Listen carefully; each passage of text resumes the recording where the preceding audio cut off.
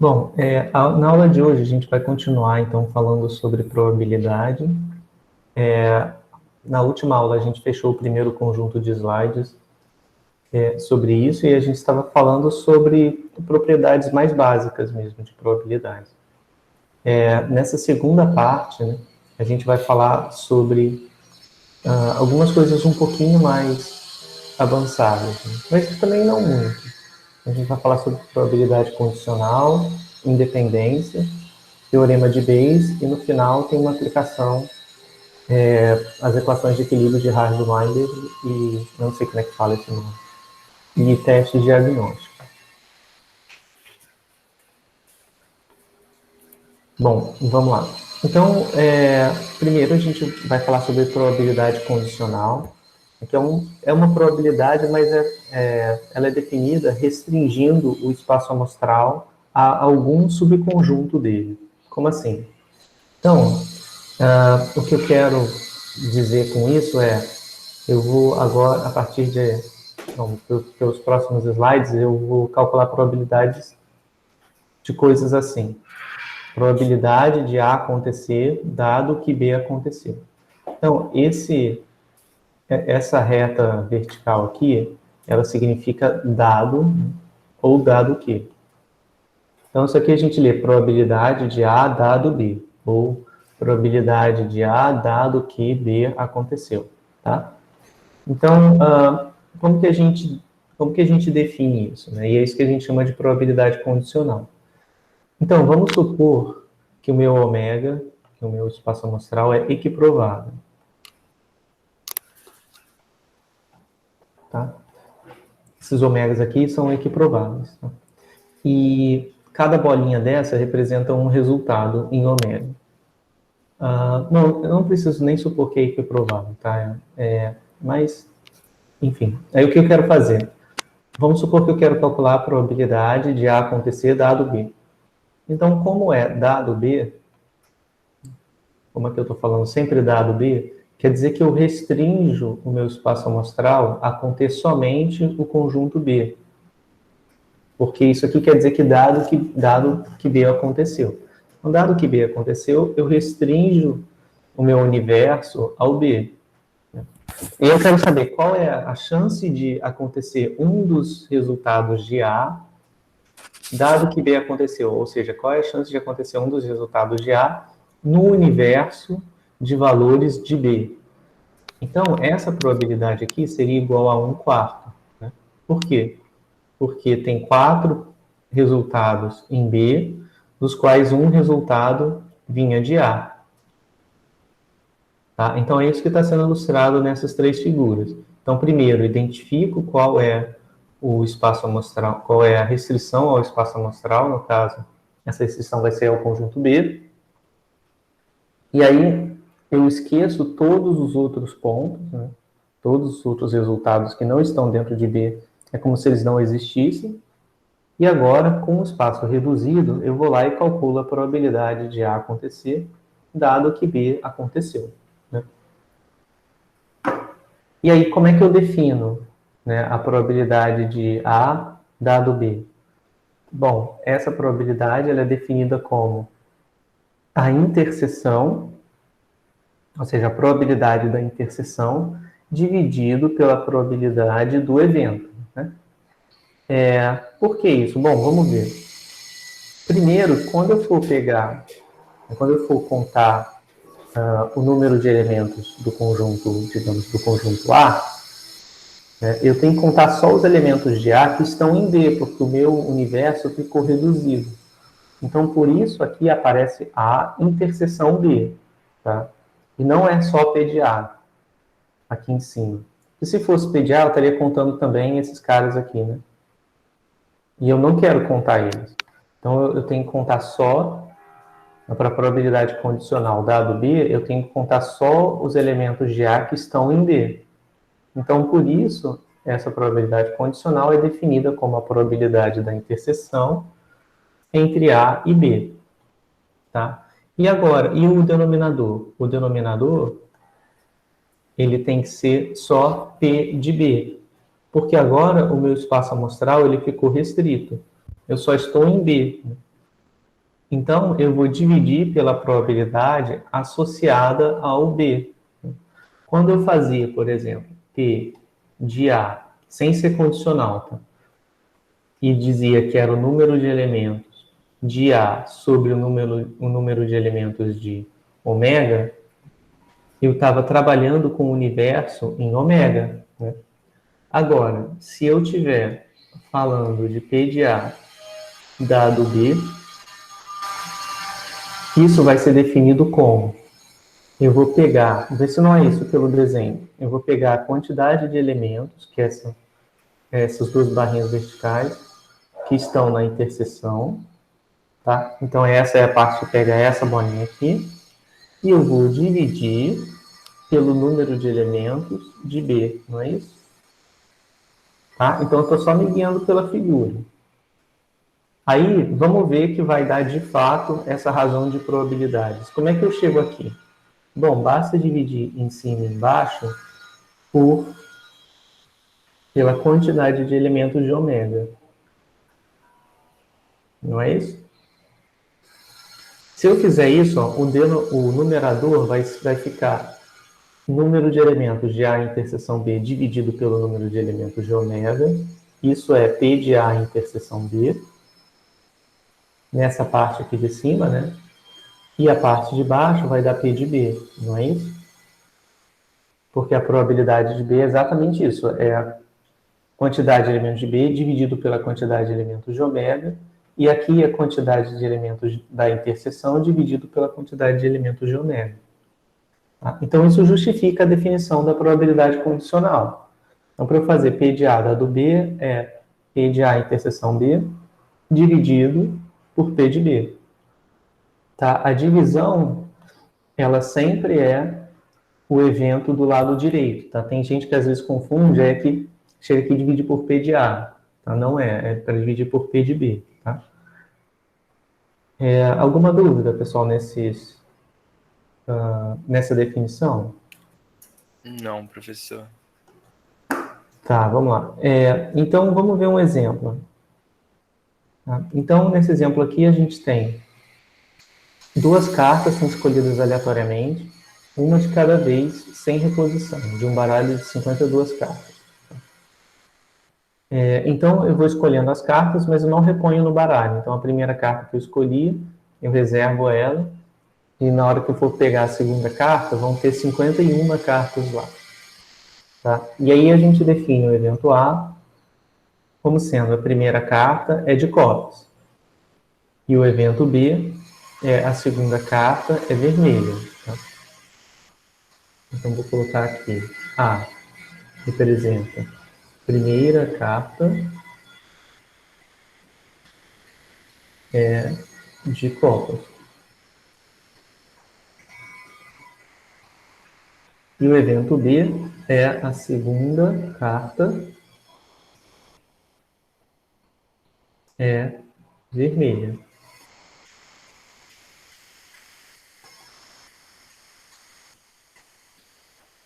Então, ele está perguntando, né? Quem é P de A dado B? Essa cor é meio estranha, gente.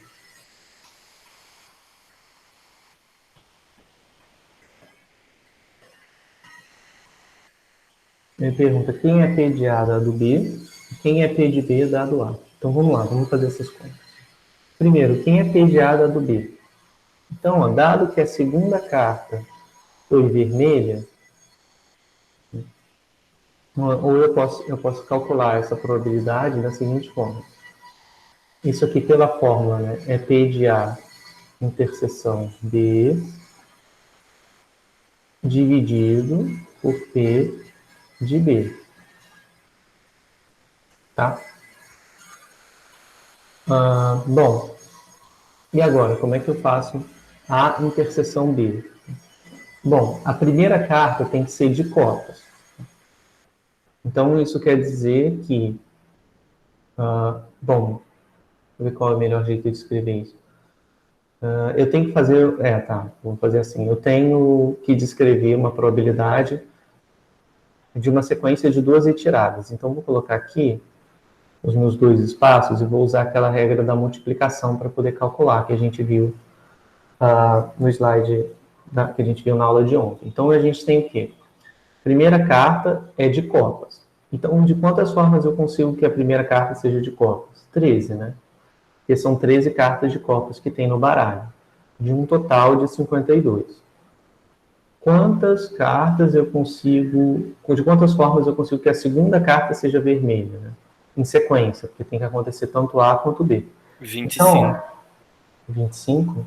Isso, exatamente, 25. Porque a primeira carta já foi vermelha, então sobraram 25 lá. E aqui, quando eu for sortear a segunda carta, vão ter 51 possibilidades, né? Então, isso dá conta do numerador. Tudo bem isso? Ou fiz rápido demais? Beleza, né? Aqui embaixo tem a quantidade de elementos de ômega e aqui a quantidade de elementos de A interseção B. E nessa daqui, e no P de B? Bom, P de B eu posso fazer direto. E pensa só, a segunda carta tem que ser vermelha, né? Qual é a chance da segunda carta ser vermelha? Ora, tem que ser a mesma da segunda carta ser preta, né? Porque não existe nenhuma razão para eu acreditar. Se eu tenho um baralho lá de 52 cartas, todas as cartas são nesse baralho. Quando eu for pegar a segunda carta, ela tanto pode ser vermelha quanto preta, com a mesma probabilidade, porque não tem nenhum tipo de favorecimento. Eu posso pensar, né, como se essa segunda carta que eu estou tirando do baralho, eu nem tirei a primeira, eu posso pensar que tem a primeira aqui em cima, aí eu vou simplesmente levantar ela e vou sacar a segunda carta, direto. Então a probabilidade de sair vermelha vai ser meio, tudo bem? Porque tem que ser a mesma de sair preto. Então assim eu Mas consigo fazer mais rápido. isso eu não entendi, porque se tem uma carta preta a mais, quer dizer, tem uma carta vermelha a menos, como a probabilidade é a mesma? É porque aqui é só P de B, então é só a Tá, não probabilidade da tá segunda carta ser falando. vermelha. Tá, tudo bem. Não tá falando. Não tá botando condição. Não tem nenhuma condição imposta sobre a primeira carta, quando eu calculo essa probabilidade aqui. Tem sentido?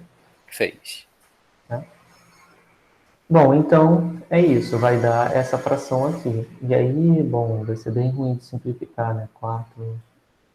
Isso aqui não simplifica, então vamos lá para o R para a gente fazer a conta. Só para treinar um Professor, pouco como é que faz isso. Oi, pode falar. então seria tipo assim, dentro das cartas vermelhas, qual seria a probabilidade da primeira sair de copas, depois da segunda sair vermelha? Tipo isso?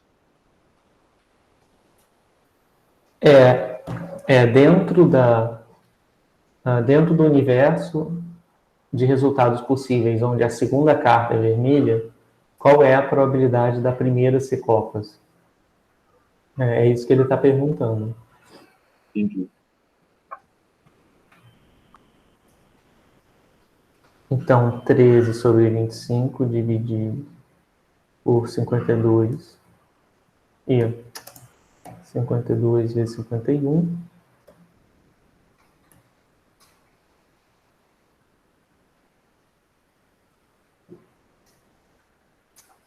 Bom, aí vai ser a mesma coisa que multiplicar por 2, né? E aqui do lado eu estou dividindo por meio, então é a mesma coisa que multiplicar por 2. Então vai dar 2 vezes 13 sobre 52 vezes 25 sobre 51. Tá? Então deu isso, 0,2451. Tá? Arredondando aqui. Professor, uma dúvida do R mesmo. Você pode voltar lá, por favor? Você colocou o 2 vezes antes do resto da fração toda. Ele automaticamente reconhece, porque tem dois denominadores, que esse 2 multiplica a fração toda e não só o 13? Tanto faz, porque ele pode fazer tanto de um jeito quanto do outro, porque você pode ou ler que você vai fazer primeiro na ordem, né, 2 vezes 13 vezes 15, e o resultado você vai dividir por esse produto, ou então simplesmente aguardar e fazer primeiro essa divisão aqui, né, com com o valor do 25. Por exemplo, ele pode fazer 2 vezes 13 e aí guarda esse valor, e depois ele multiplica por 25 dividido por 52 vezes 51. Dá na mesma. Tá bom. Por exemplo, podia escrever 2 vezes 13 vezes 25 sobre 52 vezes 51. Entendi. Tá? Professor, Oi. eu não consegui entender muito bem por que no universo você colocou um meio. Isso eu Por que fiquei... um meio? É. Ah, tá. É porque você tem um baralho aqui, né? Então, você só separa aqui as 2 primeiras cartas. E aqui você tem as outras.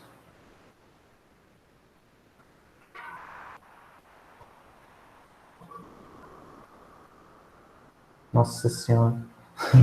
Tá, então vamos fingir que isso aqui é o resto do baralho. Então, no denominador, eu só quero saber, eu só estou perguntando qual é a chance da segunda carta, que é essa aqui, ser vermelha. Né? Eu só quero saber isso. Então, eu não sei o que está na primeira carta. Né? E eu nem preciso olhar a primeira carta, na verdade, para calcular essa probabilidade. Eu posso simplesmente pegar essa carta, deixar reservada, essa que está no topo, tipo, deixar de lado e nem ver o valor que deu, e olhar para a segunda carta. Qual é a chance dessa segunda carta ser vermelha? Olha, é a mesma chance dela ser preta, que é meio. Eu meio que fiz direto, entendeu? Se você quiser fazer em sequência, também pode, dá um pouquinho mais de trabalho. Como é que eu faço a segunda carta ser vermelha? A segunda carta vai ser vermelha se sair preto e vermelho, ou se sair vermelho e vermelho, não é isso? Então vamos lá, aí a gente pode calcular essa probabilidade fazendo todas as continhas mesmo. Então, ó, vai dar probabilidade de ser preto na primeira, né? Vai ser 26 sobre 52, vezes qual é a probabilidade de ser vermelha agora, na segunda retirada. Como na primeira eu tirei uma carta preta, eu permaneço com 26 cartas no baralho, 26 vermelhas. E a primeira que saiu foi preta. E só que agora, né, eu estou num universo de 51 cartas, porque eu já tirei a primeira.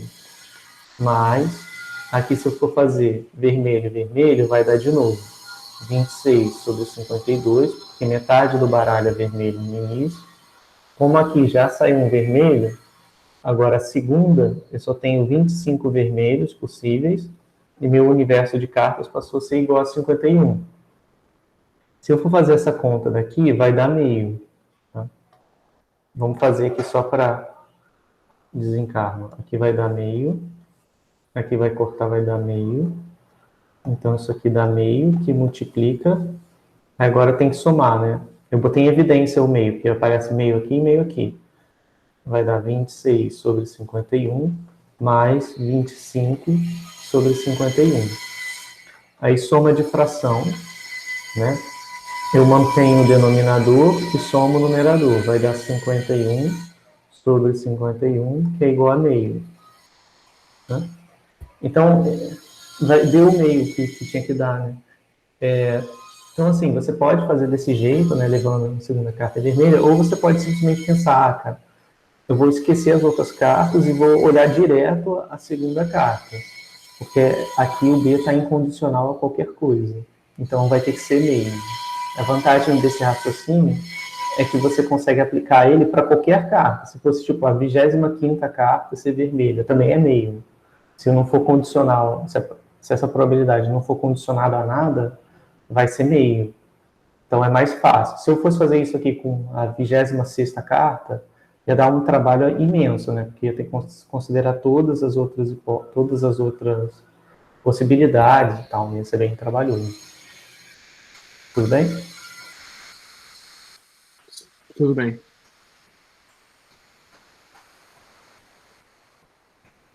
Bom, então vamos lá.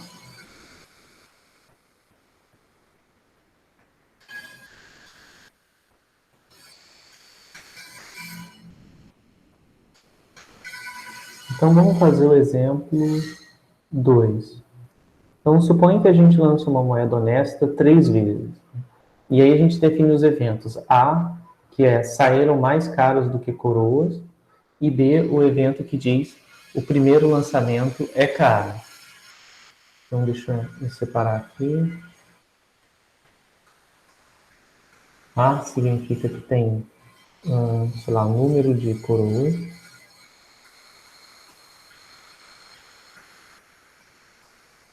É menor que o número de caras.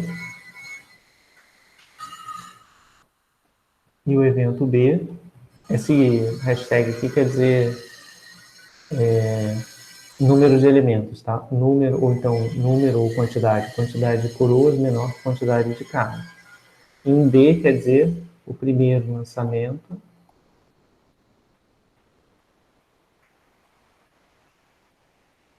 igual cara. Bom, aí aqui a gente tem, só para denotar, né? Cara é o 0 e coroa é o 1.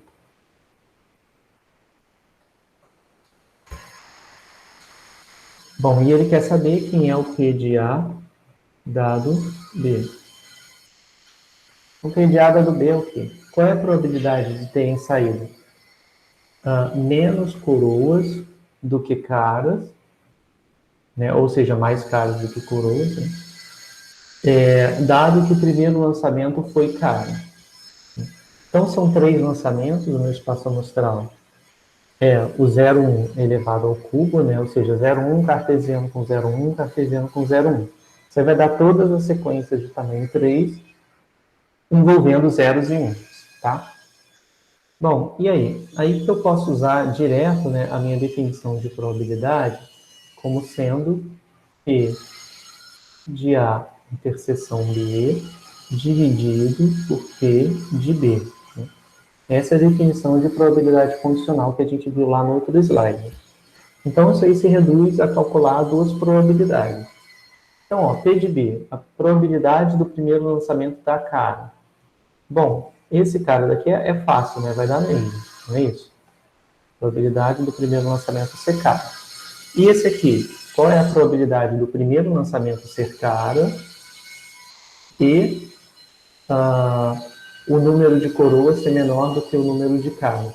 Então, o que eu tenho que fazer? Eu tenho que fazer o seguinte. Aqui no slide, eu já dividi os eventos, eu já listei os eventos A e B. Então, ó, quem é o conjunto A? É o conjunto, né, de 3 lançamentos, onde eu tenho mais caras do que coroas, ou seja, eu tenho que ter mais zeros do que 1. Então, se eu tiver tudo 0, beleza. Se eu tiver 2 zeros e 1, beleza também. Se eu só tiver 1 zero, aí não cumpriu, né, a condição, porque aí eu vou ter mais coroas do que caras. Tá? Então, beleza. Aqui eu tenho meu evento A, que são todas as formas possíveis de eu ter menos coroas do que caras. Em todos esses casos aqui, cara, que é o 0, tem mais do que coroa. E não tem outro jeito, né? Só tem uma dessas 4 formas. No D, o evento B é o primeiro lançamento é cara. Então, são todos os lançamentos que começam com 0. Né? Então, só tem essas possibilidades. Ou é tudo 0, ou é 0 e depois vem 1, 0, ou é 0 e depois vem 0, 1, ou é 0 e depois vem 1, 1. Não tem outro jeito. Então, como é que eu faço para calcular essa probabilidade de A interseção B? Isso fica sendo o número de elementos de A interseção B dividido pelo número de elementos do espaço amostral. Bom, então vamos lá. Quem é A interseção B? Então, quem são os elementos que estão ao mesmo tempo em A e em B? Eu vou circular eles com esse verde aqui, tá? Então, esse aqui está em A e também está em B. Esse aqui está nos dois também. Tá vendo? Está aqui e aqui. E esse aqui também está. Certo? Então, o A interseção B são esses elementos aqui circulados. Tá? Então, vai dar... Quantos elementos, então, vai ter em A interseção B? Vai ter 3. que são esses três aqui. Tá? E em ômega, quantas sequências possíveis eu tenho, né, de 3 lançamentos? Bom, como para cada um eu tenho 2 possibilidades, cara ou coroa, eu vou lançar a moeda 3 vezes, né? Então, o ômega, deixa eu anotar aqui, então, a quantidade de elementos de ômega vai ser, tenho 2 possibilidades, vezes 2 possibilidades, vezes 2 possibilidades. Né? Então, vai dar 8. Então, 3 oitavos dividido por 1 sobre 2. Para simplificar, eu posso multiplicar aqui por 4 e aqui por 4, que não vai alterar a fração, né? Não, por 4, por que eu multipliquei por 4? Tudo bem, eu posso multiplicar por 4, mas seria mais esperto multiplicar por 2. Então, aqui daria 3 vezes 2 sobre 8, e aqui embaixo dá 1, né?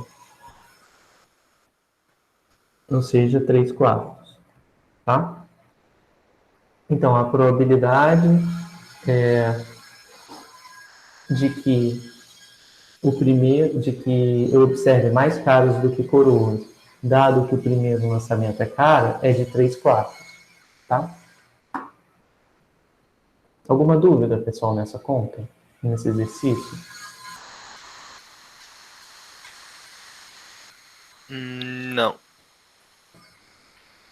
Bom, então vamos lá, vamos para o próximo. Bom, então a gente estava falando, né, sobre condicionamento, sobre probabilidades condicionais. Oi, Licença, desculpe interromper. pode falar, não Mas tem eu tenho problema. uma dúvida, não em relação à conta, mas, por exemplo, se eu Uhum, não quisesse fazer os desenhos, não desenhos, mas separar em 000, aí 001, uhum. sem fazer esse esquema, tem uma forma mais simplificada de fazer? Tem sim. Deixa eu pensar aqui. Se você vai pegar, você quer saber a probabilidade de dar mais caras do que coroa, dado que o primeiro lançamento é caro. Então, o primeiro lançamento foi cara. Eu vou fazer cara como sendo K, tá? Porque para mim é mais fácil de pensar. Coroa é C, então eu estou com K e C. Então eu estou num universo em que, como eu estou em dado B, o primeiro lançamento é cara, tá? Então, beleza, eu estou num universo que começa com K, então eu só tenho essas duas fontes de variação para ser cara ou coroa, né? Coroa cara, né? Ou coroa cara também. Né? Então, como eu estou restrito a esse universo, né? Então eu tenho um universo de tamanho 4. E o tamanho do universo sempre vem para o denominador. E agora vamos ver a quantidade de elementos do evento de interesse. Então, meu evento de interesse é A dado B, né? O que é A dado B? Significa que foram mais caros do que coroas, dado que o primeiro lançamento foi caro. Então, dado que o primeiro foi caro, eu tenho que colocar combinações aqui de tal forma que eu tenha mais caras do que coroas. Então, tem que ter mais K do que C. Então, uma forma de fazer isso é... aí eu tenho que contar, né, todas as formas. Então, quais são as formas possíveis? O que eu posso botar aqui? Eu posso botar coroa, coroa, coroa, cara, ou cara, ou cara e coroa. Aqui eu consigo rapidinho listar todo mundo, né? Então, só tem essas 4 possibilidades. Dessas, quais tem mais caras do que coroas? Vamos ver. Essa daqui não, essa daqui não, essa daqui tem... não, desculpa, não são só nessas aqui, né? Tem que ser no total. Né? No total tem que ter mais cara do que coroa. Então vamos ver. Esse primeiro não, né? Porque aqui tem uma cara e 2 coroas. Esse segundo, sim, porque tem 2 caras. Esse terceiro também, porque tem 3 caras. E esse quarto aqui também. Então são 3 possibilidades num universo de 4. Também dava para fazer assim. Tudo bem?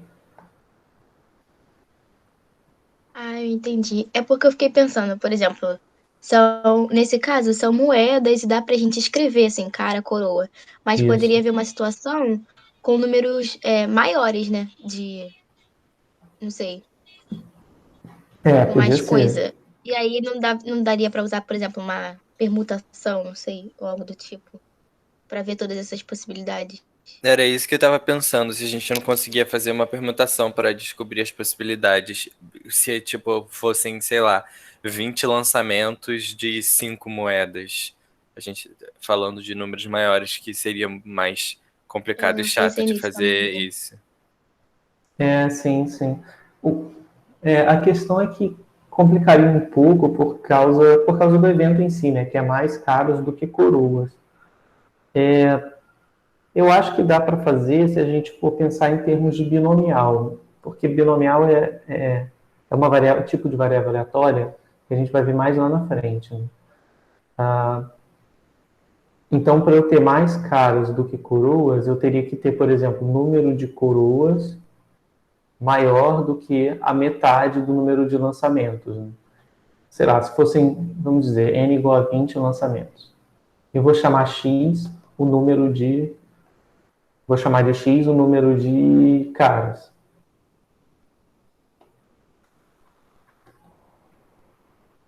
Se são 20 lançamentos e eu quero ter mais caro do que coroa, eu quero saber P de X ser maior do que 10, não é isso?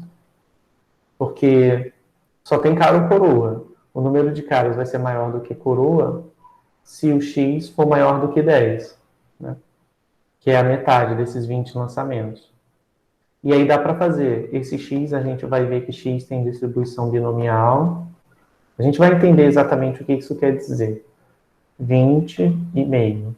Quer dizer que são 20 tentativas, cada uma com probabilidade de sucesso meio. Que é a probabilidade de sair, digamos, caro, por exemplo. Tá? Então dá para fazer. Mas aí a gente precisa conhecer pelo menos o que é a distribuição binomial para conseguir fazer. Então tem como. Mas eu não coloquei um exercício mais complicado porque vai precisar usar esse conceito de binomial. Ele não usa permutações, ele acaba usando combinações, tá?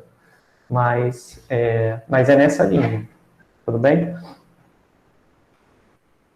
Aqui fica um pouco abstrato, porque para fazer de uma forma mais geral, que funciona para qualquer número de lançamentos, aí eu tenho que usar esse conhecimento que vem da binomial. Mas lá na frente, quando a gente for tratar disso, eu posso voltar, por exemplo, e fazer alguma coisa nesse sentido, tudo bem?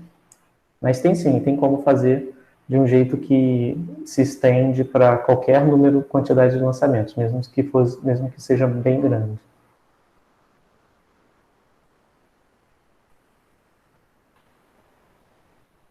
Bom, então vamos prosseguir para falar um pouco sobre independência, porque é um conceito que a gente vai usar bastante ao longo do curso e é muito importante tanto para processos de amostragem ou para verificar se uma variável é independente da outra. Bom, então esse conceito de independência ele está relacionado com probabilidade. Então a gente vai definir, como está no slide, né, a independência de eventos, né, da seguinte forma: a gente diz que dois eventos A e B são independentes se a probabilidade da interseção dos eventos for o produto das probabilidades de cada evento, ou seja, se eu conseguir separar interseções, né, probabilidade de interseções, multiplicando as probabilidades, eu vou dizer que os eventos são independentes. Tá? Então, aí talvez fique um questionamento, né, do que por que isso, né? Por que isso aí estaria relacionado com alguma noção de independência? Então, a razão talvez a princípio pareça uma definição um tanto arbitrária, né? Mas vamos lembrar do conceito da definição que a gente acabou de ver de probabilidade condicional. Então, por exemplo, se eu tinha que calcular P de A dado B, isso aqui era P de A interseção com B, dividido por P de B, não era isso? Então, eu sempre vou dividir pelo evento que estiver do lado do condicionamento. Agora, se vale a independência, né, isso aqui é se A e B forem independentes,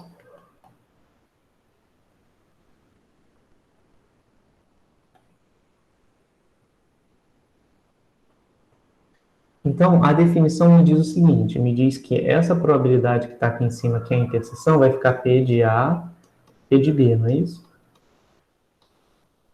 Dividido por P de B. E aí esse cara aqui vai embora com esse, então ficou P de A. Bom, então vamos gastar um tempinho e entender o que a gente chegou, né? A gente tinha antes P de A dado B, e a gente mostrou que se o A e o B forem independentes de acordo com essa definição, isso tudo se reduz a P de A. Ou seja, eu tinha que a chance de A acontecer, dado que B aconteceu, né, é a mesma da chance de A acontecer incondicionalmente a B. Ou seja, o condicionamento em B, que é o que está representado do lado esquerdo, não alterou a chance de A acontecer. Né?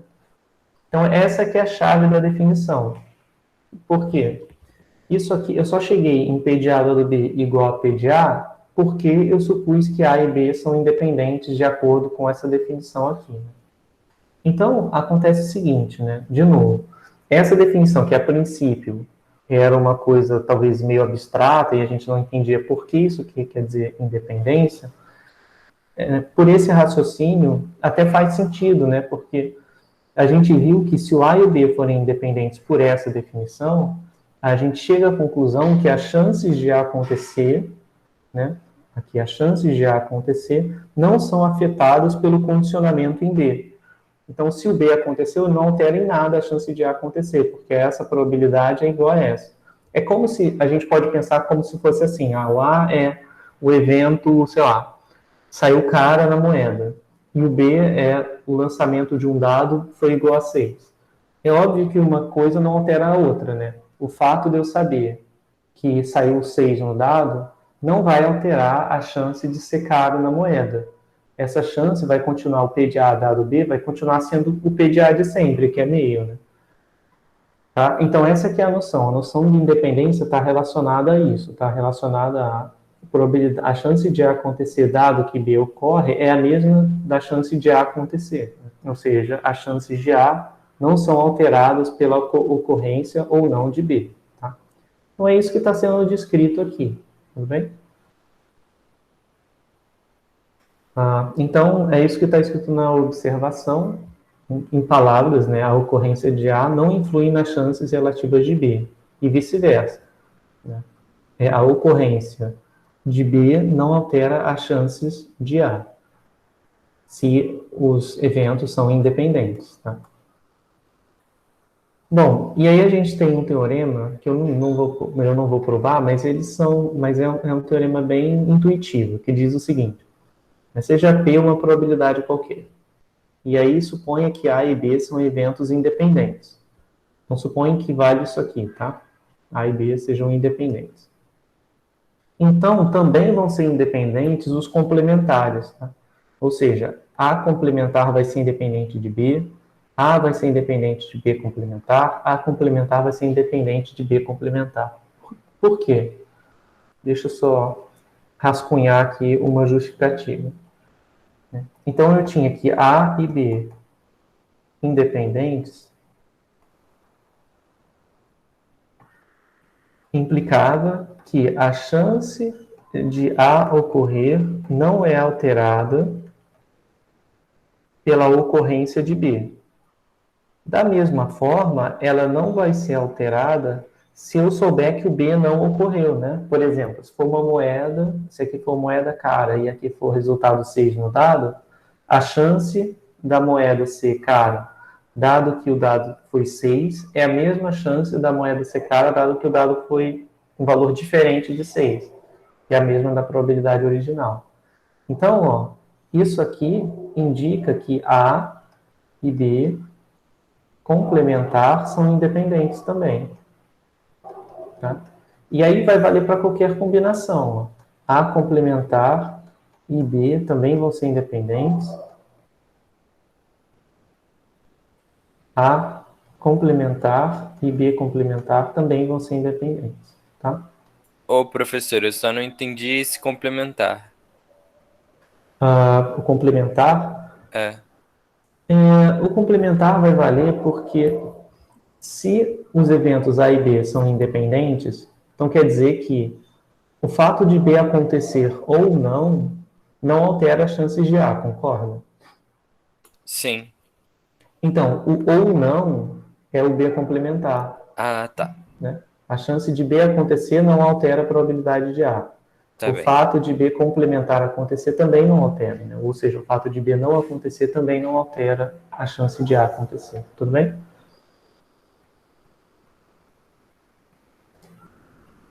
Bom, então vamos lá, vamos para um exemplo. Então, a gente tem o seguinte, né? No lançamento de um dado equilibrado, o evento A representa o número par é obtido, e o evento B representa algum dos números 1, 2, 3 ou 4 é obtido. Tá? Então, vou listar aqui, tá? O A é número par, ou seja, 2, 4 ou 6. E o B? O B é 1, 2, 3 ou 4. Então, isso aqui é só um exemplo para dizer que a independência ela também pode acontecer com eventos que a princípio estão relacionados, né? Não é só nesses casos trivial que eu estava dando exemplo aqui para vocês de um evento é relacionado a um dado e outro é relacionado a uma moeda, em que eles obviamente são independentes. Então a gente tem resultado, a gente vai ter eventos que mesmo a gente achando que, bom, eles têm relação um com o outro, eles vão acabar sendo independentes. Então vamos fazer a conta, vamos ver se A e B são independentes. Então aqui A e B são independentes.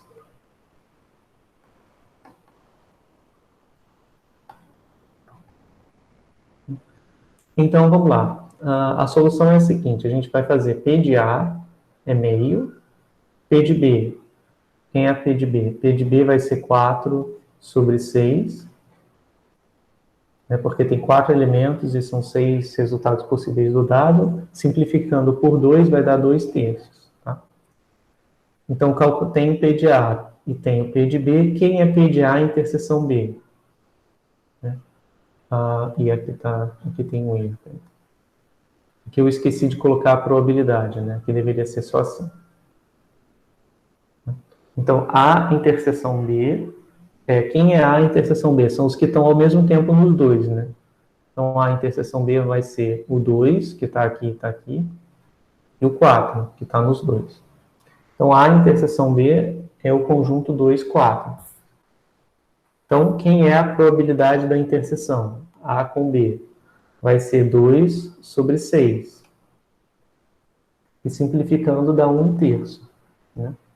Então, o que eu cheguei? Eu calculei cada um dos pedaços. Né? Então, aqui eu teria que ver se vale o seguinte. Eu tenho que ver se P de A interseção B vai ser igual a P de A, P de B.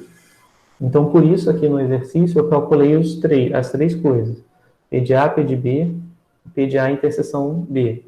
Então, eu tinha P de A interseção B, dava 1 terço. Aí, para ver se é independente, eu vou pegar P de A e multiplicar por P de B. Se essa multiplicação for 1 terço, são independentes. Então, vou multiplicar aqui. Vai dar meio, que é o P de A, vezes 2 terços, que é o P de B. Então, esse meio vai embora com esse, deu 1 terço. Então, como essas duas grandezas são iguais, né? P de A interseção B é igual ao produto das probabilidades, então A e B são independentes.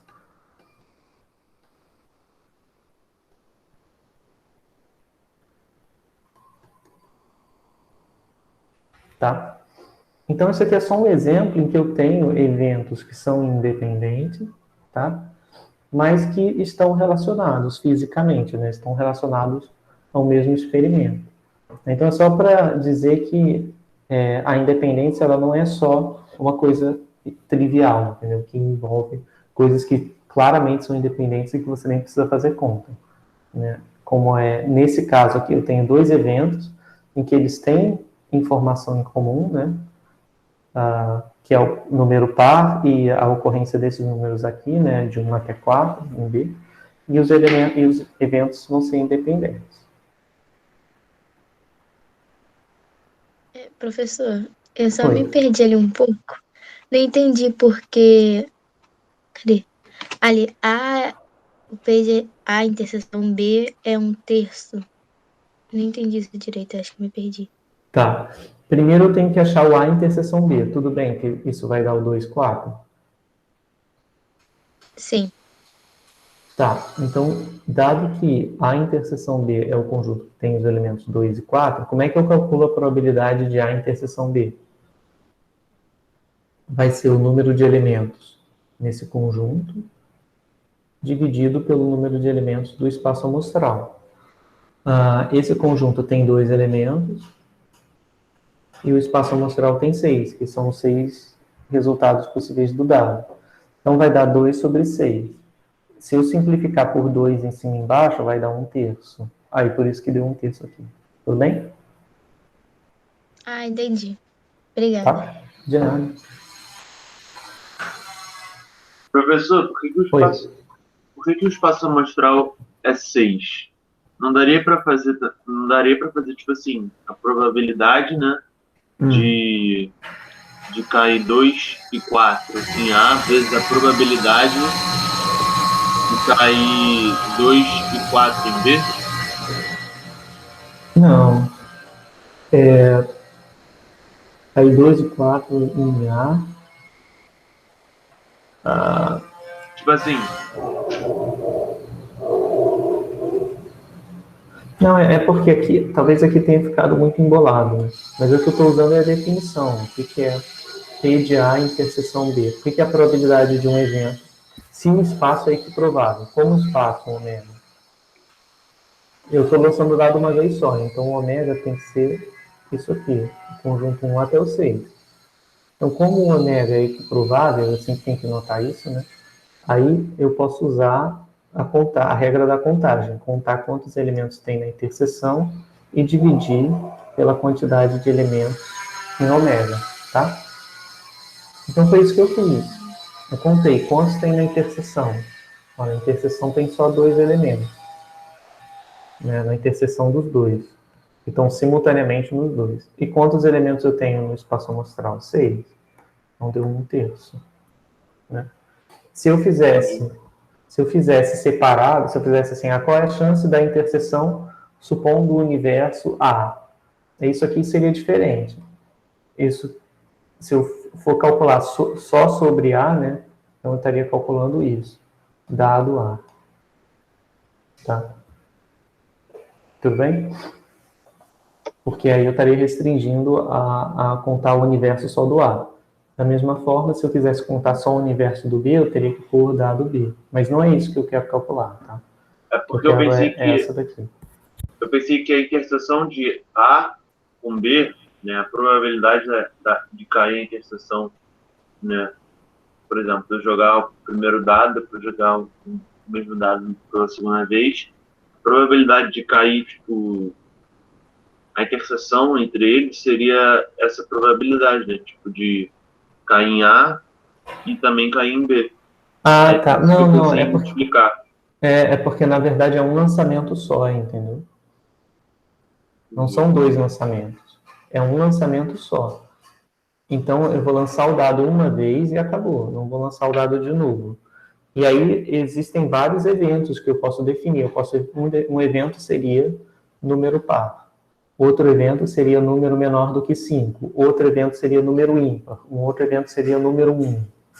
Então, tem uma infinidade, quer dizer, não uma infinidade, mas tem uma quantidade bem grande de eventos possíveis para se definir, mas todos eles são definidos sob esse experimento, que é lançar o dado uma vez só. Então, não é porque eu tenho 2 eventos que eu estou pensando em lançar 2 dados, vou lançar um dado 2 vezes. Aqui, no caso do problema, eu vou lançar uma vez só, e aí, e aí nesse universo, nesse experimento, eu estou definindo 2 eventos de interesse. Mas eu podia definir 3, 4, 5, ainda tratando de um único lançamento, por exemplo, se eu quisesse. Tudo bem? Sim, entendi. Tá. Bom, então agora vamos ver uma generalização que fala sobre... Professor, pode falar. a Johanna mandou uma mensagem no chat. Ah, beleza. Nossa, eu nem ouvi o barulhinho. Não seria 7 no espaço amostral? Não. Então, Johanna, o espaço amostral está relacionado ao experimento que você está fazendo. Como eu estou jogando o dado e vendo o resultado que sai, o espaço amostral são todos os resultados possíveis, e só tem 6, que é o resultado 1, 2, 3, 4, 5 ou 6, não tem 7, tá? Esse 7, você só está somando o número de elementos de A com o número de elementos de B, mas isso não tem nenhuma relação com o próprio ômega. Tá? Você só está somando, quando você faz 7, você só está somando a quantidade desses dois eventos, mas isso não está relacionado com a quantidade de elementos em ômega, tá? Até porque eu poderia definir vários eventos aqui, podia definir, sei lá, 2 vezes, eu podia definir pelo menos uns 20 eventos envolvendo esse espaço amostral. E aí eu ia somar os 20, não ia fazer muito sentido, tá? Então, o ômega, que é o conjunto que é o espaço amostral, é o conjunto de todos os resultados possíveis, tá? Ele não é a soma da quantidade de eventos, de resultados dentro de eventos possíveis. Não, ele é só o conjunto de todos os resultados possíveis de saírem no dado, tá bom?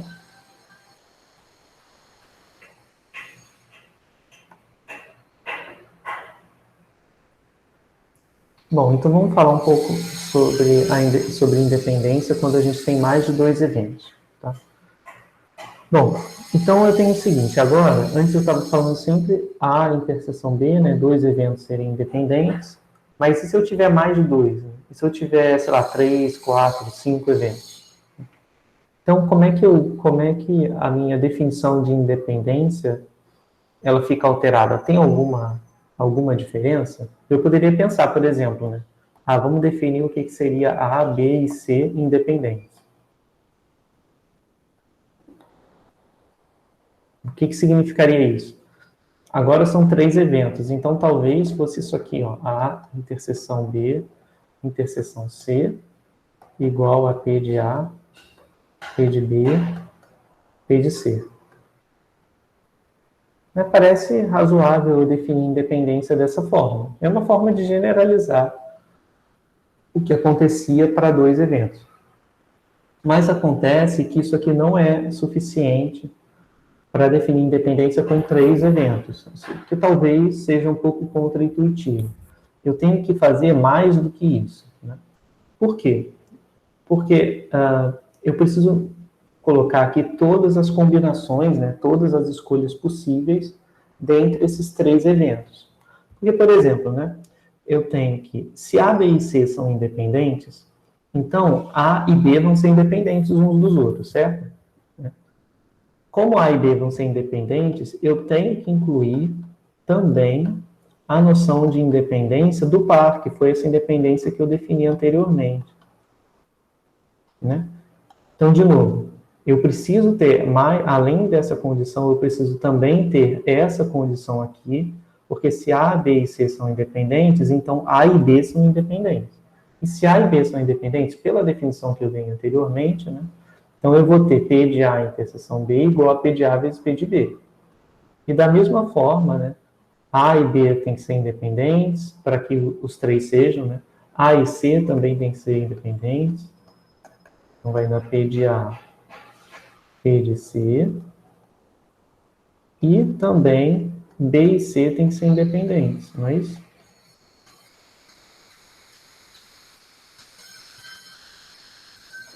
P de B, P de C. Tá?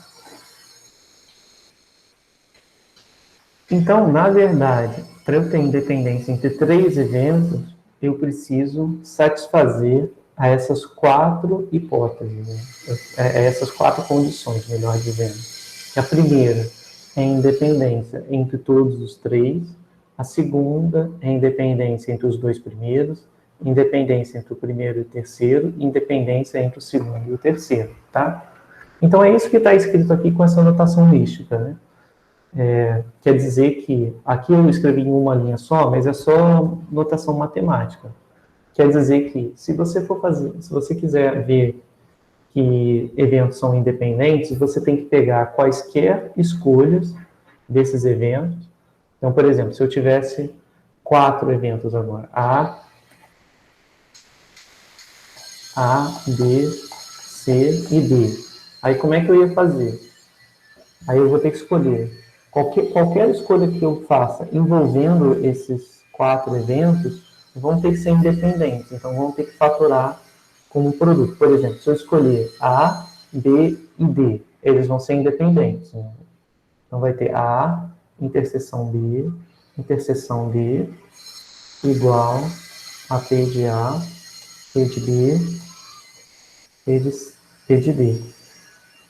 Professor, Então, poderia ser P de A ao quadrado, P de B ao quadrado, P de D ao quadrado? não. Por que o quadrado? Não, ao cubo, ao cubo. Ao cubo? Não, É, também não. porque... Ah, não, acho que seria a quarta, então. Ah, não, é ao cubo mesmo. Porque ali, quando você faz essas 4 condições, você meio que está multiplicando, né? Você multiplica tudo. Entende? Não, Mas na aí, verdade não. mas aí teria que juntar os dois lados da equação, não só um lado. Eu estava pensando assim, P de A interseção B, interseção, no caso D, né, poderia ser P de A ao quadrado vezes P de A ao cubo vezes P de B ao cubo vezes P de C ao cubo. Só que não, né? Porque teria que... Não, é porque eu estou usando, na verdade, quando eu escrevo assim, eu estou usando múltiplas vezes a noção de independência entre um par de eventos, tá? Talvez eu devesse escrever assim. Essa probabilidade aqui é a mesma dessa. Não é isso? Eu pegar A interseção B interseção C é a mesma coisa do que eu pegar esse novo evento, que é a interseção de A com B, e aí por isso tem um parênteses, e depois de formar esse evento, eu intersectar com D. Tá? E aí, esse cara aqui, ele está escrito como interseção de 2 eventos, mas ele é um evento, esse A interseção B é um evento. Tá? Então, um subconjunto de ômega. Então, eu posso aplicar aqui a regra, a definição da independência de pares. Né? Então, isso aqui é um evento, então ele se decompõe como produto das probabilidades desse evento vezes esse aqui, se os 3 forem independentes. Né? Aí, beleza. Aí, se eu fizer de novo, né, a noção de independência, agora invocada para esses 2 eventos aqui, A e B, aí eu vou poder separar eles de novo. Então, vai dar P de A, P de B, P de D. Então, esse é o raciocínio. É por isso que eu fico escrevendo assim, né? A interseção B, interseção D, é o produto dos 3. E, sei lá, no subconsciente eu estou pensando que primeiro eu vou intersectar esses 2, e aí eu vou pensar em olhar a independência por pares, né, que me permite fatorar dessa forma. Tudo bem? Então não tem cubo, ou o quadrado, ou elevado à quarta, tá? É só assim mesmo. Tudo bem? Beleza. Tá? Então, se eu fosse fazer com 4 eventos, eu teria que listar todos eles aqui, tá? Mas eu não vou fazer isso, porque senão eu vou perder muito tempão. Então, eu teria que botar todos os eventos envolvendo 3, todas as possibilidades envolvendo 3 dos eventos. Por exemplo, incluir essa, e aí reticências, e teria que continuar fazendo. Eu teria que fazer com 2 também, então eu teria que pegar P de A interseção B e ver que é P de A, P de B, tá? Então, daria bastante trabalho. Eu teria que fazer A com B, e assim sucessivamente, tá?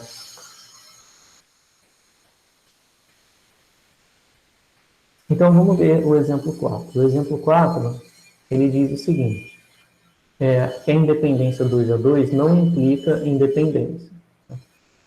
Como assim?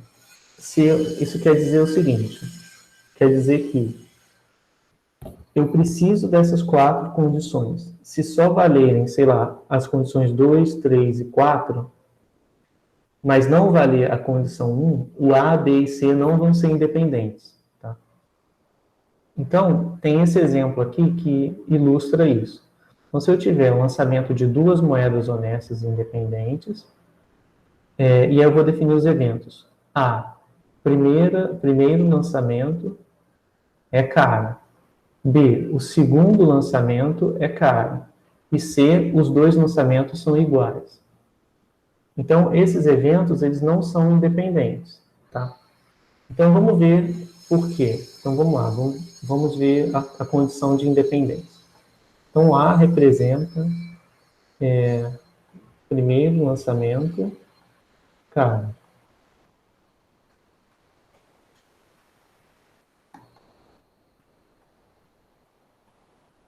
O B representa segundo lançamento, cara.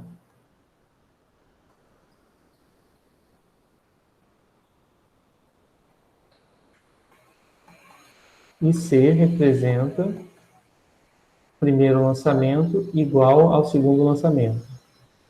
Ou seja, primeiro e segundo lançamentos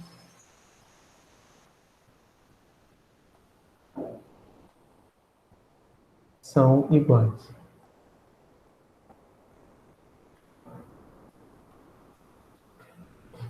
Tá? Então vamos lá, vamos calcular quem é o P de A. Então a questão é, eles são independentes? A gente vai ver que não são independentes. Esses três aqui. Então quem é P de A? O P de A vai ser caro no primeiro lançamento, meio. Quem é P de B? B é caro no segundo lançamento, também é meio. P de C, primeiro e segundo lançamento são iguais. Bom, se são dois lançamentos, então vai dar cara coroa e blá blá blá. Então eu vou ter dois resultados possíveis em que vão ser iguais e 4 resultados possíveis em que vão ser diferentes. Por quê? Porque o meu ômega, que é o conjunto de todos os resultados possíveis, vai ser cara,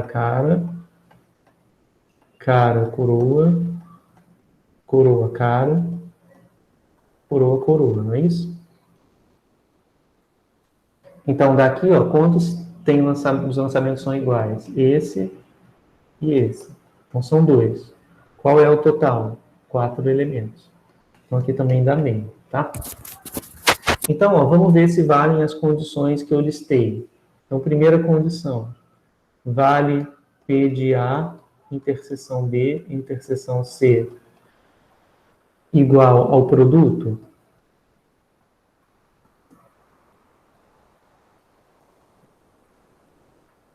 Então, quem é A, interseção B, interseção C? Significa o primeiro lançamento é cara e o segundo lançamento é cara e os dois lançamentos são iguais. Então, esse evento aqui, essa interseção tripla, ela é representada por cara, não é isso? Só tem um evento, só tem um resultado possível nesse evento, que engloba o primeiro lançamento ser cara, o segundo ser cara e os dois iguais. Tá? Então, aqui do lado esquerdo, eu vou ter 1 sobre 4. Do lado direito, eu vou ter meio vezes meio vezes meio. Então, aqui é diferente, né? 1/4 é diferente de meio vezes meio vezes meio. Então, A, B e C não são independentes. Tudo bem? Pô, professora, eu vou pedir para você explicar de novo. Tá, qual parte? Só esse raciocínio do meio, que são todos meio aí. Ah, tá. Então, peraí, esse aqui? Essa parte? É, Ah, beleza. Bom, qual é a probabilidade de eu lançar a moeda e no primeiro lançamento dar cara? meio. É meio, concorda? Sim. A mesma coisa para o segundo lançamento, também é meio. Né? O segundo lançamento ser cara, a Tá, não, probabilidade tá é meio certo. também. Isso, Né? isso, tá certo. Em C é o primeiro e o segundo lançamento são iguais. Ou seja, ou são ambos cara, ou são ambos coroa. Que tem chance de meio cada um, sim. Isso, exatamente. Então vai dar aqui vão ter 2 possibilidades num universo com 4 possibilidades. Então vai dar meio também. Tudo bem? Uhum. Então, isso aqui é só para dar um exemplo, pessoal, de eventos que não são independentes, né? Então, por exemplo, se eu continuar checando as outras possibilidades, talvez todas elas batam, e eu acho que vão bater. Por exemplo, a gente tem que testar se P de A interseção B fatora como P de A vezes P de B, né? A gente tem que checar isso. Aqui a gente não vai nem precisar checar, porque se furou uma possibilidade, né, se furou uma condição, que foi no caso a primeira, não valeu essa primeira condição, eu já sei que os eventos não são independentes, tá? Então eu nem precisaria fazer as outras condições. Mas eu vou fazer essa só para fixar, tá? Então, ó, quem é A interseção B? A interseção B significa primeiro lançamento é cara e segundo lançamento também é cara. Então, de novo, né? Aqui eu também tenho o conjunto cara-cara. Como o único representante, né, desse evento é o cara-cara. Então, aqui a probabilidade é 1/4. E aqui a probabilidade é meio vezes meio. Então, ok, deu igual. Se eu fosse fazer a terceira verificação, então eu teria que ver a interseção C. Será que é igual a P de A, P de C? Essa é a pergunta. Então, aqui sempre é meio vezes meio, né? E a gente já fez a conta aqui em cima e cada uma dessas é meio. Quem é A interseção C? A significa primeiro lançamento é cara e C significa primeiro e segundo lançamento são iguais. Se o primeiro lançamento é cara e o segundo lançamento é igual ao primeiro, então o segundo também é cara. Então A interseção C é esse cara aqui, o cara. Tá? Então, de novo, né, o A interseção C deu cara. Então, isso tem probabilidade 1/4. Então, de novo, né, valeu. Foi verificado. Se vocês forem fazer o quarto, e eu vou deixar como exercício, B interseção C, ele também vai ser igual a P de B, P de C. Tá? Então, isso aqui eu deixo como exercício vocês verificarem. Então, esse é só um exemplo para dizer, não basta ver se são independentes 2 a 2. Tem que ver, se você tiver 3 eventos, você tem que ver também os 3 juntos. Será que os 3 juntos são independentes? E aqueles não são. Então, basta falhar uma das condições para que os eventos sejam dependentes, né? E aqui, no caso, eles são dependentes. Tá bom?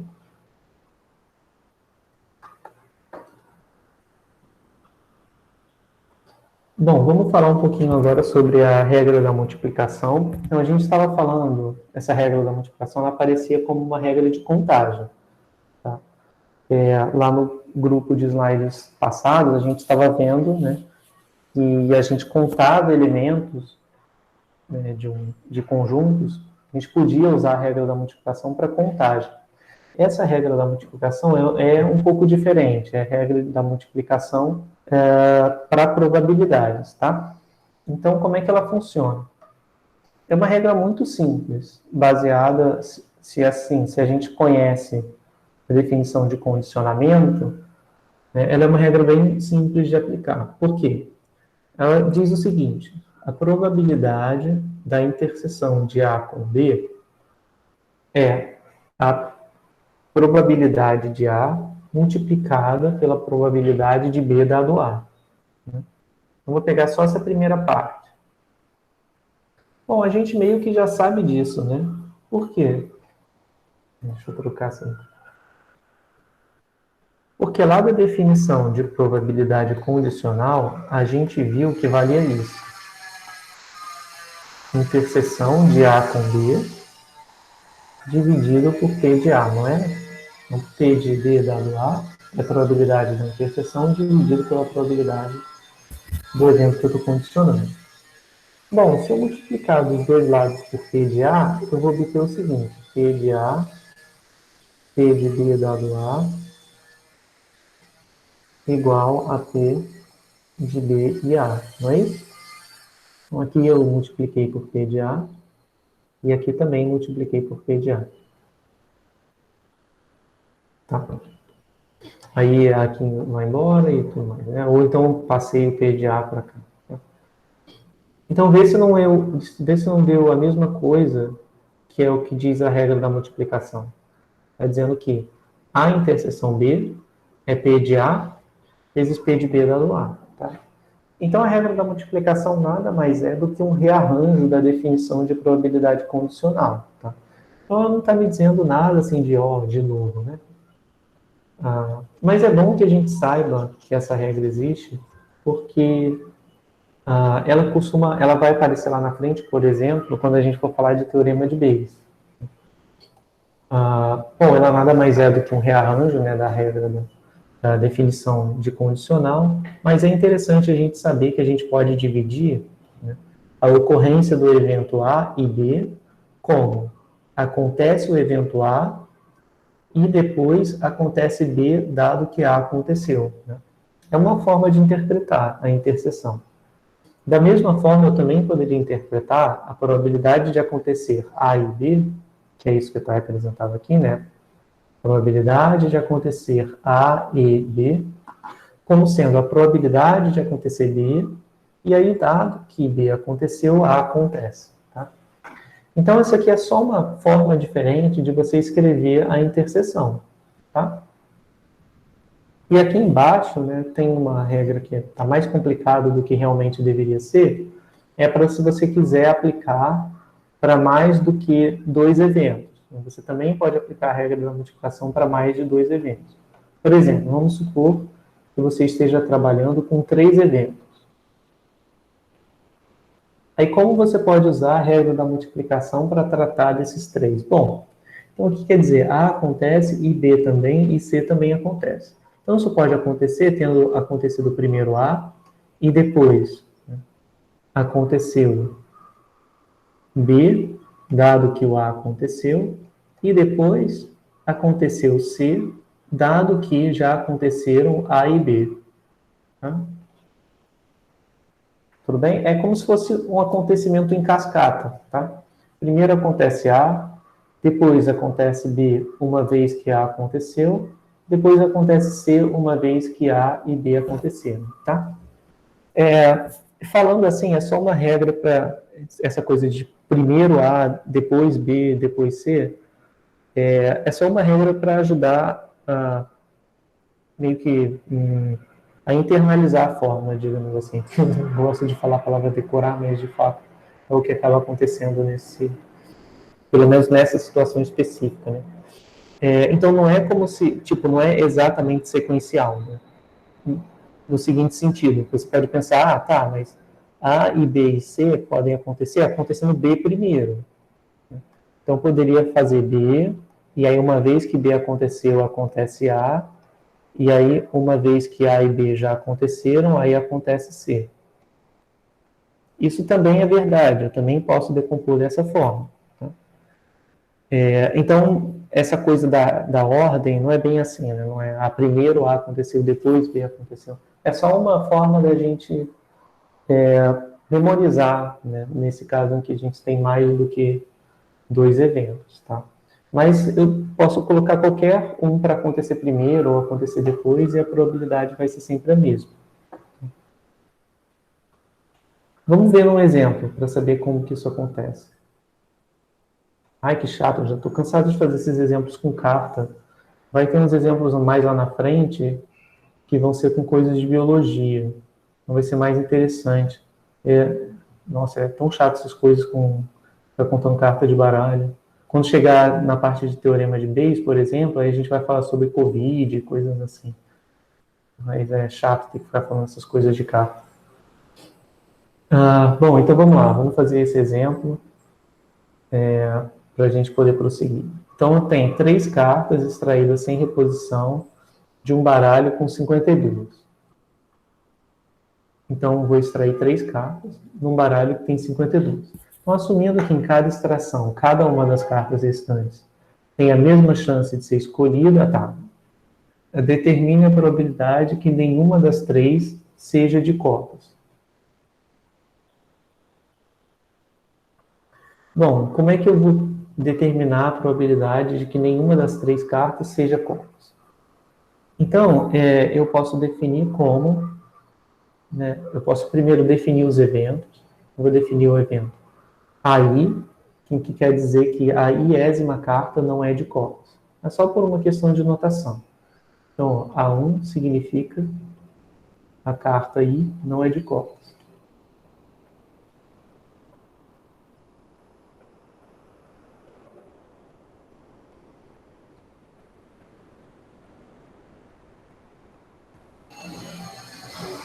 Então, meu I vai variar entre 1, 2 e 3, né? Então, eu quero saber qual é a probabilidade de que nenhuma das 3 seja de copas, ou seja, a probabilidade de A1, e A2 e A3, não é isso? Então, a carta 1 não é de copas, a carta 2 não é de copas e a carta 3 não é de copas. Então, isso é a chance de que nenhuma das 3 sejam de copas. Então, né, pela regra da multiplicação, eu posso fazer o seguinte, eu posso decompor essas interseções como sendo, né, a primeira carta não é de copas e, né, a segunda carta não é de copas uma vez que a primeira não era e a terceira carta não é de copas, sendo que as duas primeiras também não foram de copas, tá? A gente já vinha usando esse raciocínio aqui anteriormente, mas meio que sem formalizar, né, por uma regra, como era a regra da multiplicação, né?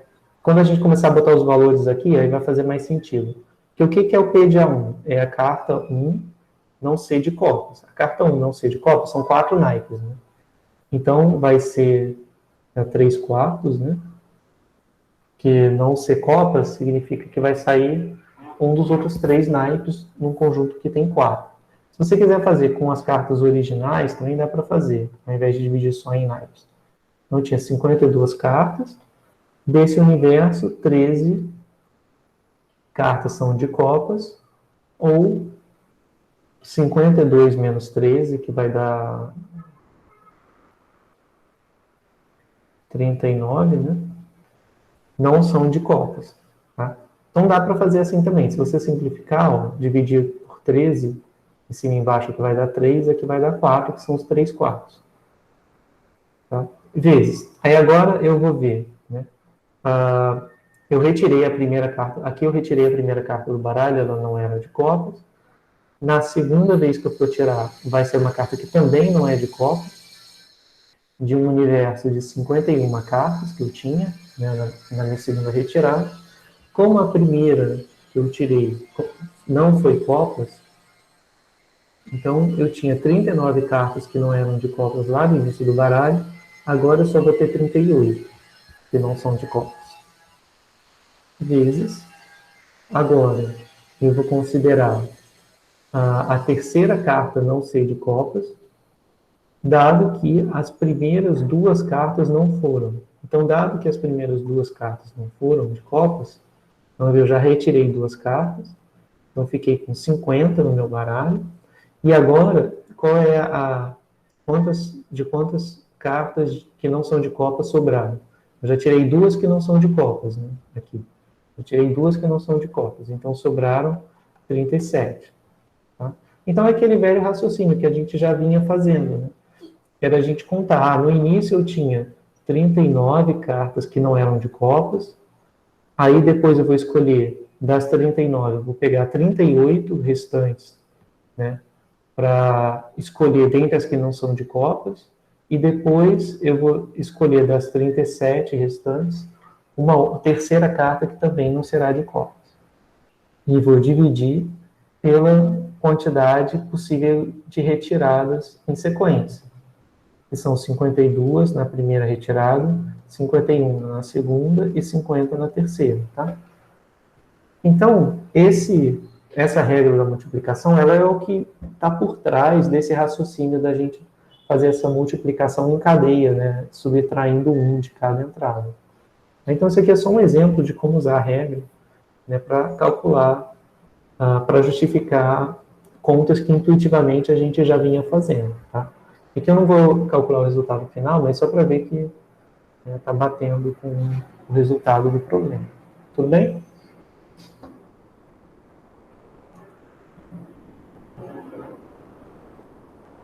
Tá? Bom, então, vamos lá, prosseguindo. Deixa eu só ver se não tem nenhuma pergunta no chat.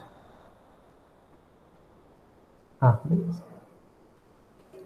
Bom, então vamos lá, vamos falar sobre partições de espaço amostral, porque isso vai ser usado quando a gente estiver falando de probabilidade, decomposição da probabilidade total, e também aparece no teorema de Bayes. Tá? O teorema de Bayes ele é usado, dentre outras coisas, né, para calcular eficácia de vacina, né, ou eficácia de teste de vacina, não vacina, é mais teste diagnóstico mesmo, de diagnóstico para doenças, em que a gente faz um teste e o teste dá positivo para uma doença, por exemplo, e você está interessado, né, na probabilidade de você ter a doença dado que testou positivo, ou de você não ter a doença dado que testou positivo, e todas as combinações possíveis. Então, para a gente entender o teorema de Bayes, a gente vai precisar falar antes sobre o que é uma partição do espaço amostral e também sobre a lei da decomposição em probabilidade total. Então, vamos lá. Então, considera o seguinte, a gente tem N eventos, tá? A1 até a N, e esses eventos formam uma partição do espaço amostral ômega. Então, aqui eu tenho desenhado o meu espaço amostral ômega, tá? E aqui eu tenho os eventos A1 até a N. Então, o evento A1 é esse primeiro retângulo aqui, essa primeira parte do espaço amostral. O evento A2 é essa segunda parte, e assim sucessivamente, tá? Lembra lá que a gente falou de partição lá nas aulas passadas, que eram uma sequência ou um grupo de conjuntos que, na sua totalidade, os conjuntos cobriam todo o espaço amostral e esses conjuntos não têm interseção comum, né? Então, nenhum par desses subconjuntos tem interseção em comum, tá? Então, isso é uma partição. Então, a gente diz que os eventos A1 até a N formam uma partição do espaço amostral se valem essas duas condições aqui. A primeira é se a união dos eventos é todo ômega. E aqui está acontecendo isso, né? Esquece, por enquanto, essa parte em cinza, tá? Vamos olhar só para os retângulos. Então, esses retângulos estão cobrindo todo ômega.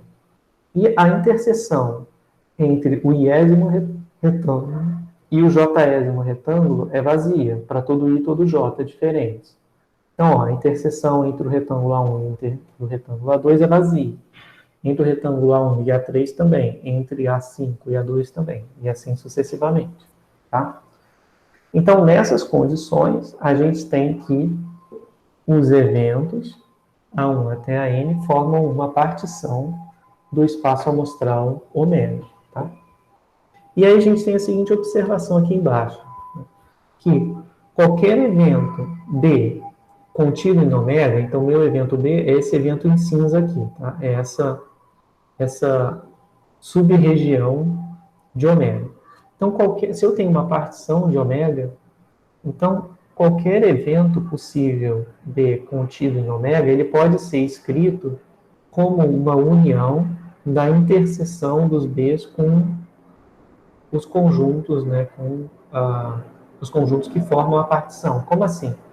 Então, ó, eu quero formar o conjunto B, e o conjunto B é um conjunto qualquer aqui em ômega, usando a partição. Então, como é que eu posso formar o conjunto B usando a partição? Eu posso calcular quem é a interseção entre B e o primeiro conjunto da partição, isso vai dar essa parte toda aqui, né? E aí eu vou unir com B interseção A2, formando essa parte, unir com B interseção A3, formando essa, e assim sucessivamente. Então, dessa forma, eu consigo escrever o B como a união das interseções de B com os AIs, ou seja, né, eu vou pegar uma parte de B no primeiro conjunto A1 vai ter uma outra parte de B num conjunto A2, uma outra parte de B no conjunto A3, e assim sucessivamente. Tá? Então, para que eu vou usar esse conceito? Olha, para definir a lei da probabilidade total, que é a seguinte. Bom, considera agora que eu tenho uma partição A1 até a N, né, de ômega. E aí eu tenho, bom, as probabilidades de cada conjunto que forma a partição é positiva, tá? E aí, para todo evento B, a gente vai ter o seguinte. A chance do evento B acontecer vai ser igual a... vou deixar separado aqui. Vou escrever aqui no lado direito.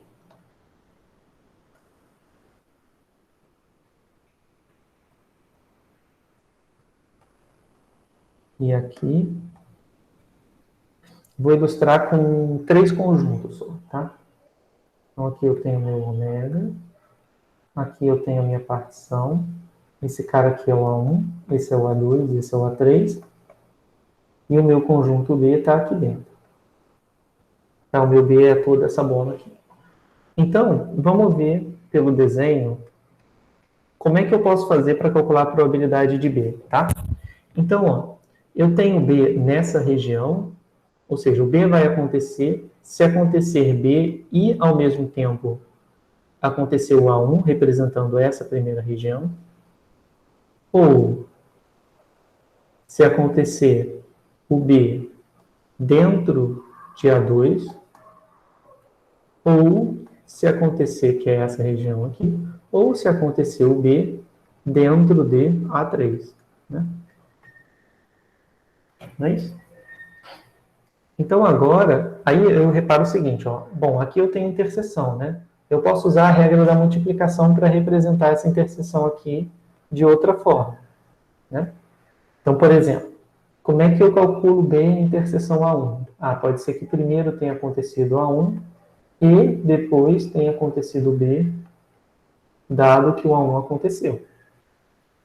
Mas, agora aqui eu também tenho uma interseção. Então, eu posso aplicar a regra da multiplicação aqui. Aqui era A2, não era 1. Mas, aqui eu também posso aplicar a regra da multiplicação. Ops. Peraí, me enrolei aqui. A3, P de B dado A3. Né? Então, é exatamente isso que está feito aqui. Só que aqui está feito para um N qualquer. Né? Então, vamos ver o que aconteceu. Eu peguei o P de B, que era só um termo, tá? Era um termo só, P de B. Eu decompus ele da seguinte forma. Então, o B acontece se aconteceu A1 e depois B, aconteceu B dado que A1 aconteceu, ou aconteceu A2 e depois B dado que A2 aconteceu, ou se aconteceu A3 e depois aconteceu B dado que A3 aconteceu, tá? Então, isso aqui só vale porque os AIs unidos dão ômega e porque eles não têm interseção em comum, tá? Então, é só uma forma de eu escrever, eu particionar o meu problema, que antes estava envolvido só no cálculo de uma probabilidade, em vários pedacinhos menores. E talvez esses pedacinhos menores sejam mais fáceis de calcular a probabilidade, tá? Então, deixa eu pegar aqui um exemplo para ilustrar para vocês. Eu quero ver qual exemplo vai ser mais fácil, fazer esse aqui ou o próximo.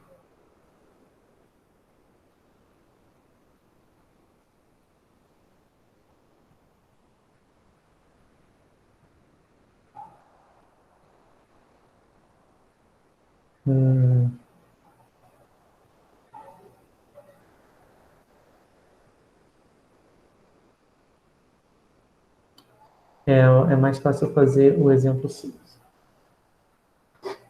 Bom, então vamos lá. Então, nesse exemplo, a gente tem o seguinte. O João decide participar de um torneio de xadrez, onde a metade dos jogadores é profissional. Então, né, o P de ser um jogador do tipo 1. Ah, só para manter a anotação, vou falar aí.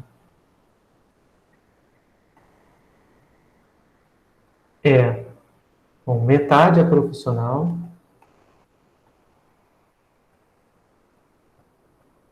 A2, 1/4 é semiprofissional e A3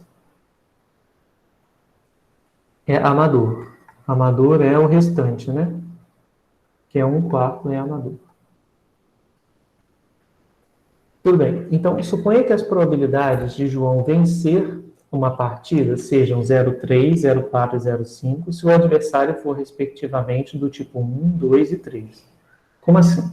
Então, agora eu vou definir um evento que se chama V, né, que o evento é vencer a partida.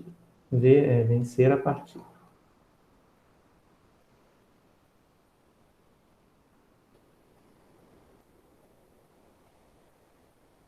Então, aqui deveria ser vencer a partida.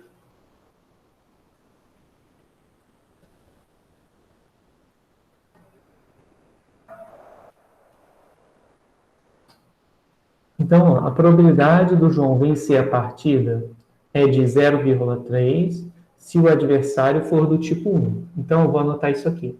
A probabilidade do João vencer uma partida, dado que o adversário é do tipo 1, ou seja, profissional, é igual a 0,3. Tá? Então, nota que eu sempre defino os eventos, né, da forma mais básica possível. Então, eu vou definir vencer a partida, e aí eu vou, quando eu estiver falando de vencer a partida, dado que o jogador é profissional, que esse é o AI, né? Eu não escrevi aqui o que é o AI. Posso escrever, mas é o que está aqui, ó. É o adversário do tipo I.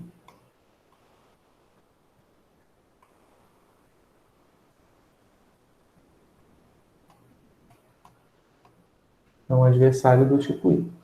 Então, a probabilidade de vencer a partida, dado que o adversário é do tipo I, ou seja, dado que o adversário é do tipo 1, é 0,3.